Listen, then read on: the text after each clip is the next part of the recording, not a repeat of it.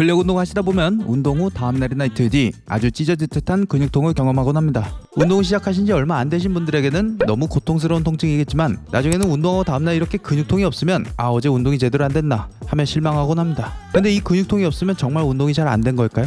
이 근육통이 없으면 근육이 성장하지 않을까요?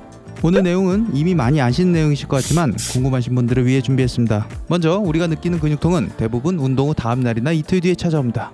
그래서 이를 지연성 근육통이라고 부르는데요. 이 지연성 근육통은 왜 운동 직후에 바로 일어나지 않고 시간이 한참 경과한 후에 일어나는 걸까요?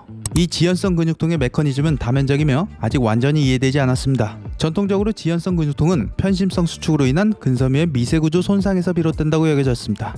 이러한 손상은 염증과 복잡한 연쇄 반응을 촉발하게 되는데 이는 통증 수용체의 민감도를 증가시켜 근육통을 유발하며 일반적으로 운동 후 24에서 72시간 사이에 최고조에 이릅니다. 따라서 우리가 근육통을 느끼는데 약간의 시간차가 생기게 되는 것입니다. 그런데 운동하시다 보면 지연성 근육통이 생길 때가 있고 안 생길 때가 있어요. 이런 지연성 근육통은 어떻게 유발이 되는 걸까요? 지연성 근육통은 주로 편심성 구간을 강조하는 훈련에 의해 유발되며 특정 유형의 운동을 처음 접하는 개인이나 일정 기간의 휴식 후 훈련에 복귀할 때 그리고 운동 강도와 지속 시간에 따라 발생할 수 있습니다. 여기서 편심성 수축은 구독자님들께서는 대부분 잘 아시는 내용이겠지만 혹시 모르시는 분들을 위해 간단하게 설명하자면 편심성 수축은 근육이 늘어나며 힘을 발휘하는 것을 말합니다. 예를 들어 덤벨로 이두컬 동작을 할 때 덤벨을 들어 올리는 과정에서 근육의 길이가 줄어들며 힘을 발휘하겠죠. 이렇게 근육의 길이가 줄어들며 힘을 발휘하는 것을 동심성 수축이라고 합니다. 반대로 중량을 내려놓을 때 근육의 길이가 늘어나면서도 힘을 발휘하는 것을 편심성 수축이라고 합니다. 근육의 길이는 늘어나지만 근육은 기시점, 정지점에서 서로 당기고만 있겠죠. 그래서 근육의 길이가 늘어나면서도 힘을 발휘하는 구간인 것입니다. 그럼 이 지연성 근육통은 실제로 근성장을 촉진할까요? 저항운동으로 비대 반응을 일으키는 주요 요인으로는 기계적 장력, 대사 스트레스, 근육 손상 이 세 가지 가설이 있습니다. 먼저 기계적 장력은 저항훈련 중 근육에 가해지는 힘을 의미하는데 이는 단백질 합성과 근육 성장으로 이어지는 동화작용 경로를 자극합니다. 대사 스트레스는 고강도 운동 중 대사산물이 축적될 때 발생하며 여러 호르몬 반응과 세포 적응을 유도하여 비대에 기여합니다. 마지막으로 근육 손상, 앞서 언급한 지연성 근육통이 여기 포함되겠죠. 이는 직접적으로 근육 성장을 촉진하지는 않지만 운동으로 인한 손상 후 회복 과정의 일부로 이 회복 과정은 위성세포를 활성화하고 회복 및 성장을 돕는 염증 반응을 시작함으로써 근육 적응과 비대에 기여할 수 있습니다. 결론적으로 지연성 근육통은 근육 성장과 직접적인 인과관계가 있지는 않지만 근육 적응 과정의 일부로 간접적으로 관련될 수 있습니다. 하지만 앞서 말씀드렸듯이 충분한 강도로 운동했음에도 근육통이 없는 경우도 있습니다. 이는 개인이 훈련에 익숙해짐에 따라 근육이 이러한 손상에 덜 취약해진다는 것을 의미합니다. 그럼 이 지연성 근육통이 생기지 않는다면 근비대가 일어나지 않는 걸까요? 방금 전 살펴봤듯이 지연성 근육통은 근비대에 있어 반드시 필요한 필수 조건은 아닙니다. 기계적 장력과 대사 스트레스만으로도 근비대를 일으킬 수 있는데요. 재미있는 연구를 하나 소개해드리겠습니다.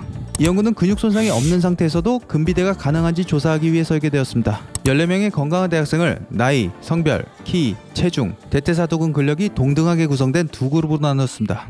실험 설계의 의도는 사전에 미리 훈련하지 않은 NA그룹 피험자가 입증 가능한 근육 손상을 경험하게 하는 반면 사전에 미리 훈련을 한 PT 피험자는 운동에 천천히 점진적으로 적응함으로써 근육 손상 증상을 경험하지 않도록 하는 것이었습니다. PT그룹 참가자는 모두 처음 3주 동안 지속시간과 저항 강도를 점진적으로 증가시키는 루틴을 사용하여 적응했고 나머지 8주 동안에는 주 3회 20분간 다소 힘든 수준의 운동을 지속했습니다. 대조적으로 NA그룹 참가자들은 4주차의 실험에 참가했으며 그들은 나머지 8주 동안 주 3회 20분 동안 다소 힘든 운동 수준으로 트레이닝을 지속했습니다. 실험에서는 4주차에서 12주차까지 NA그룹의 훈련 평균값을 약간 높이는 식으로 훈련 부하를 조정하여 총 훈련량은 11주간 두 그룹 모두 동일했습니다. 두 그룹의 혈장 CK 수치를 측정하여 근육 손상의 주요 증상을 평가한 결과 두 그룹 간에 유의미한 차이가 있는 수준의 근육 손상을 경험한 것으로 나타났습니다. CK 수치는 NA그룹에서 5주에서 8주 동안 상당히 증가했습니다. 지각된 근육 통증은 NA그룹의 경우 4에서 7주차에 더 높은 수준의 통증이 기록되었습니다. 하지만 초기의 근육 손상 수준과 무관하게 근육량, 성장 인자 수준 및 대퇴사두근 강도의 변화는 두 그룹 모두 동일했습니다. 이 연구의 결과는 초기 조건이 달랐음에도 불구하고 두 그룹 모두 근육 크기와 근력에서 동일한 순 증가를 경험했다는 것을 보여주었습니다. 이러한 결과는 최종 근육 리모델링에 영향을 미치는 것은 훈련 중에 수행된 총 훈련량이며 근육 손상의 증상과 무관하게 근육 비대가 발생할 수 있음을 시사합니다. 결론적으로 지연성 근육통은 근육 성장과 직접적인 인과관계가 있지는 않지만 근육 적응 과정의 일부로 간접적으로 관련될 수 있습니다. 그러나 지연성 근육통의 존재나 심각도가 근육 성장의 정도를 직접적으로 나타내지는 않으며 절대적인 단독 지표가 아니므로 훈련에 적응하여 지연성 근육통을 경험하지 않더라도 기계적 장력과 대사 스트레스로 근육 성장을 촉진할 수 있습니다.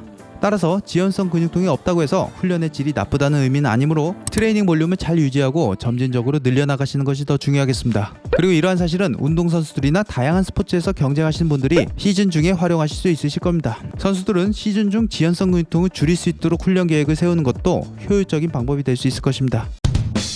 오늘 영상은 여기까지 준비했는데요. 앞으로도 흥미로운 내용의 컨텐츠들을 많이 기획하고 있으니 저와 같이 건강해지고 싶으신 분들은 채널을 꼭 구독해주시고 지켜봐 주시면 감사하겠습니다.